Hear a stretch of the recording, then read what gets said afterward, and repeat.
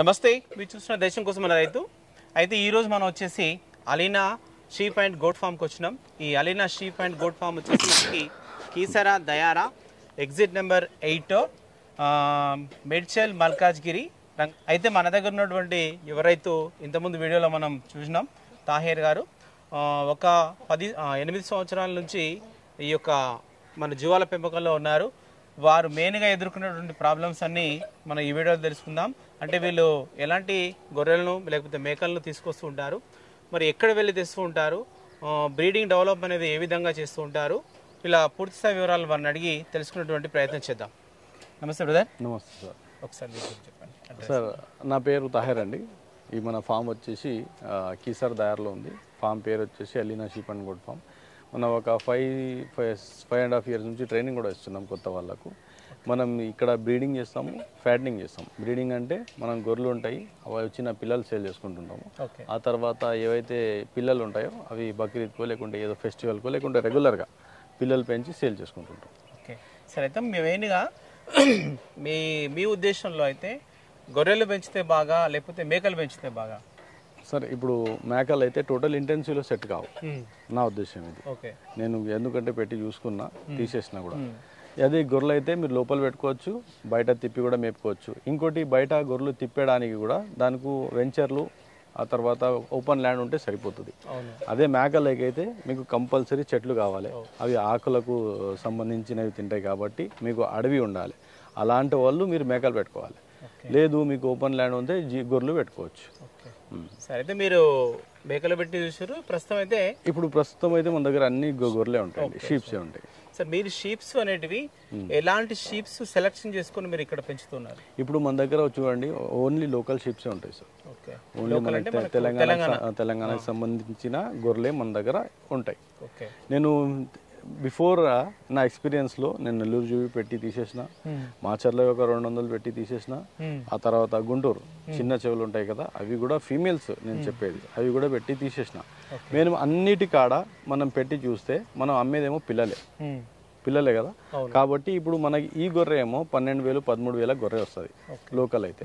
అదే మాచర్ల గొర్రె అయితే 18,000 నుంచి 20,000 ఉంటుంది. గుంటూరు గొర్రె కూడా 18,000 నుంచి 20,000 ఉంటుంది. అదే నెల్లూరు జుడిపి అయితే మన దగ్గర మేత, ఇవి మన లోకల్ గొర్రెలు ఎండాకాలంలో మేత దొరుకున్నా సరే వట్టి తిని ఉంటాయి.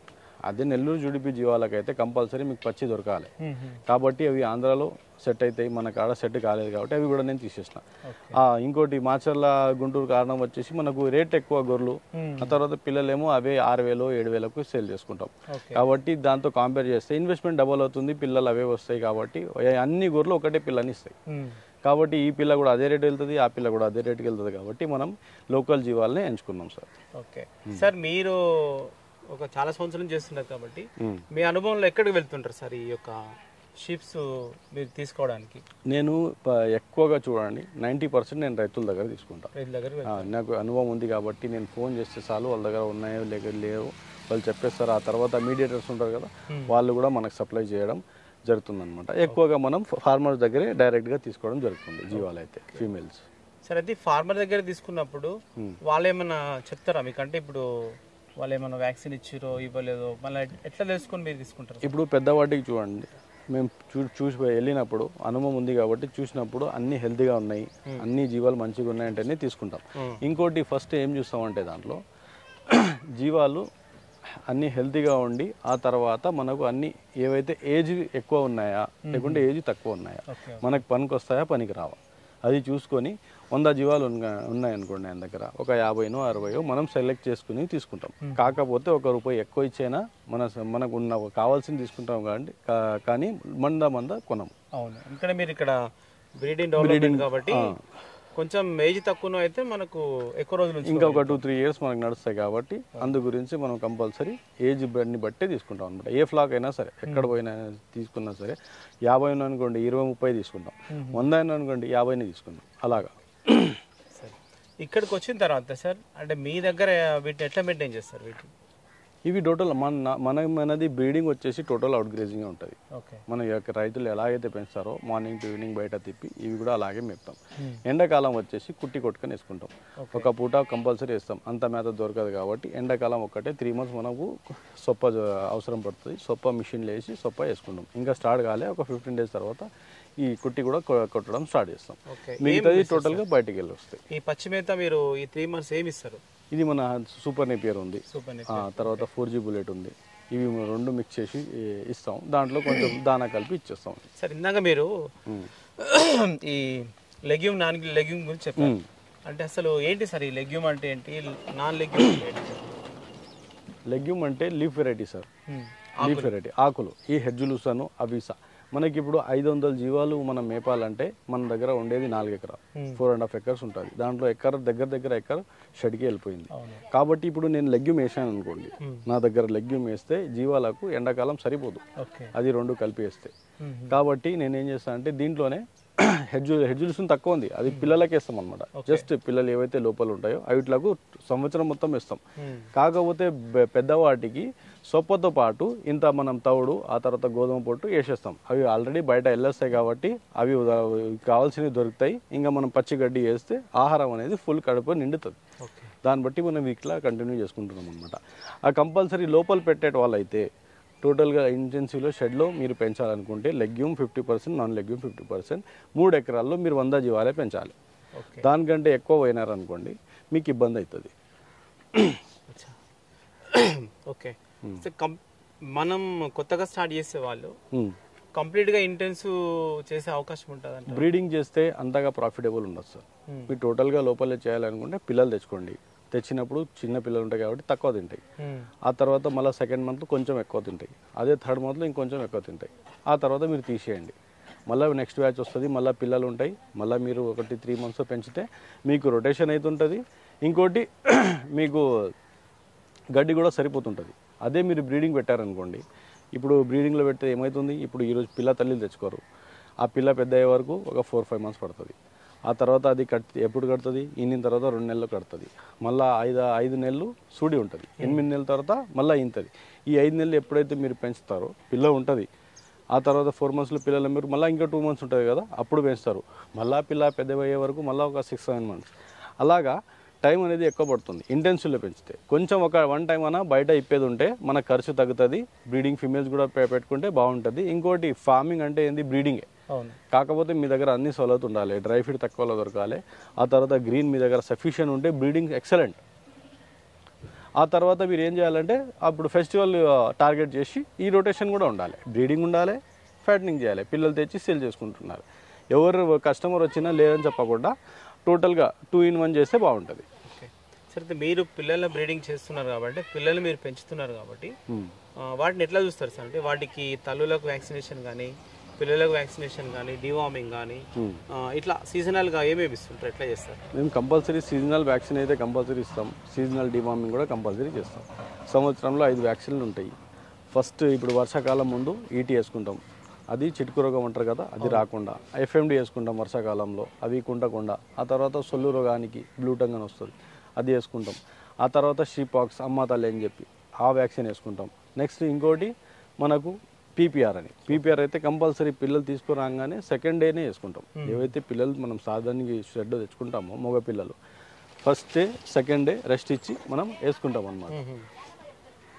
అదే మనం పెద్ద గొర్రెలకు అయితే షెడ్యూల్ ఉంటుంది. ఆ షెడ్యూల్ ప్రకారం ఏ మంత్లో ఏ వ్యాక్సిన్ ఇవ్వాలో దాన్ని బట్టి మనం షెడ్యూల్ ఫాలో అవుతాం. ఓకే సార్, ఇప్పుడు మనం ఎట్లా పెడితే, అంటే ఏమి ఇస్తే మనకు పిల్ల అనేది తొందరగా డెవలప్ అవుతుంది, మాంసవృద్ధి అనేది ఎక్కువ వచ్చే అవకాశం ఉంటుంది మనకి? మీరు లోపల పెడుతున్నారు కాబట్టి డ్రై ఫీడ్ ఎక్కువ ఇవ్వాలి. ఆ తర్వాత కాన్సన్ట్రేట్ దానా ఇవ్వాలి. దానాలు ఏమి ఇస్తాం మనం, మక్కలు ఇస్తాం, చున్నీ వేస్తాం, ఆ తర్వాత పల్లి చెక్క ఉంటుంది కదా అది.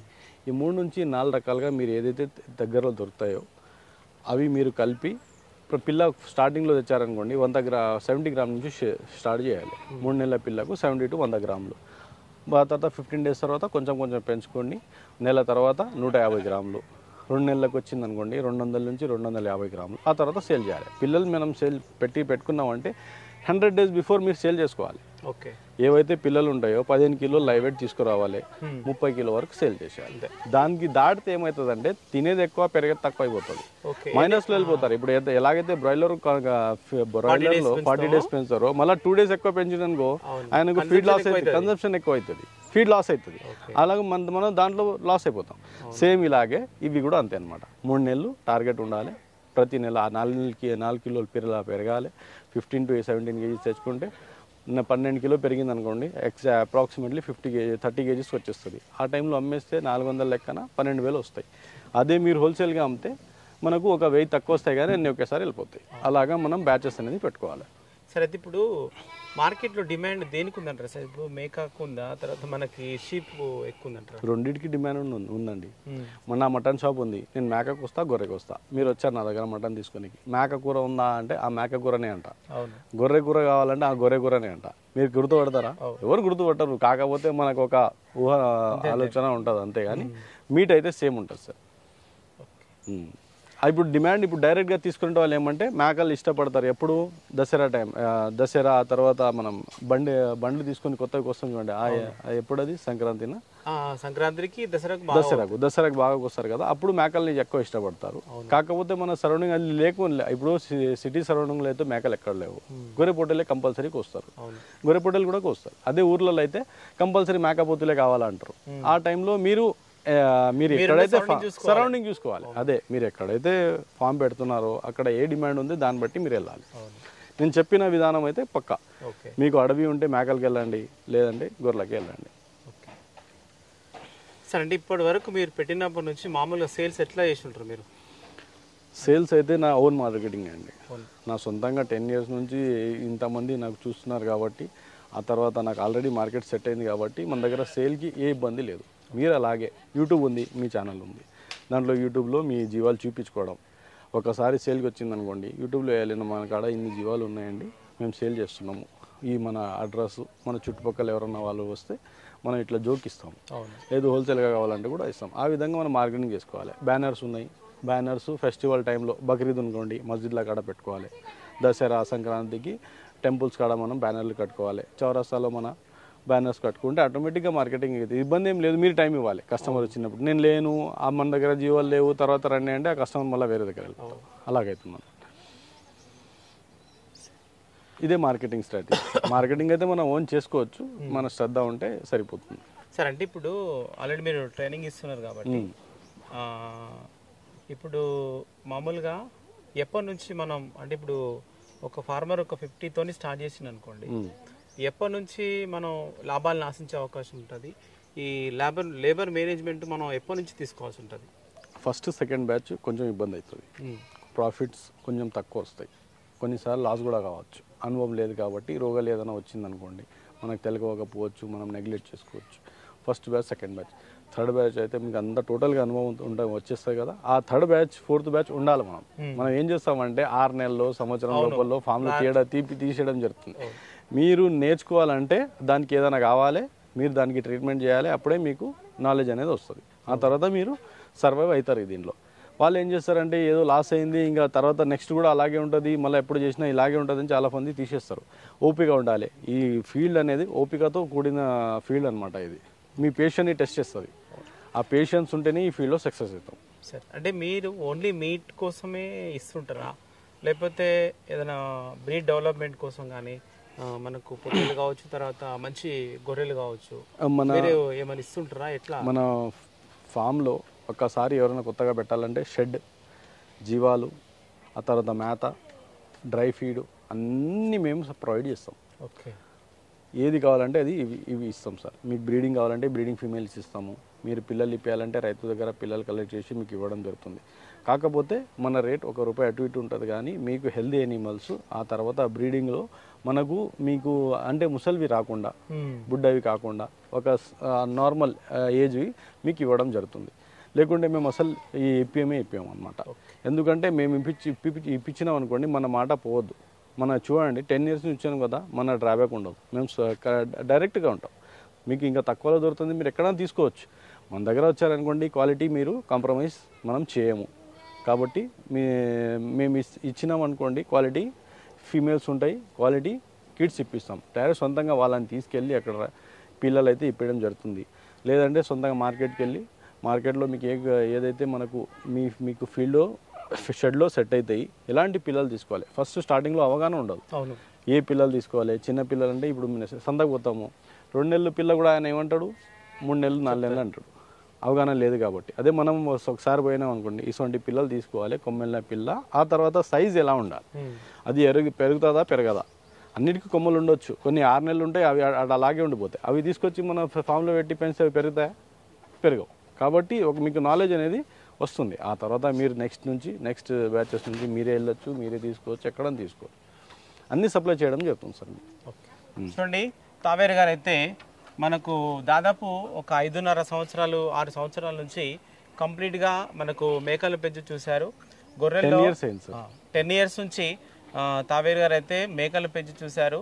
తర్వాత గొర్రెల్లో మనకు వివిధ రకాలైనటువంటి మనకు నెల్లూరు జుడిపి కావచ్చు, మాచర్ల కావచ్చు, ఇలా రకరకాలైనటువంటి గొర్రెలు పెంచి కూడా చూశారు.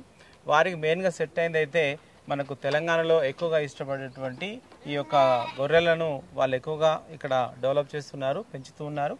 వీటితో పాటు గొర్రెల పెంపకదారులకు, మేకల పెంపకదారులకు కావచ్చు, వారికి అవగాహన కోసం ట్రైనింగ్ కూడా ఇస్తున్నారు. దాంతోపాటు ఏమి తెలియనటువంటి రైతులకు మేము ఎలివేటెడ్ వేసుకోవాలన్నా దానికి సంబంధించినటువంటి వివరాలతో పాటు వాళ్ళే నిర్మించిస్తున్నారు. ప్రతిదీ కూడా మనకు ఈ యొక్క Alina sheep and goat farm దగ్గర దొరుకుతుంది. ఓకే, ఇది వీడియో చూసినట్లయితే లైక్ చేయండి, షేర్ చేయండి, కామెంట్ చేయండి. Thank you brother.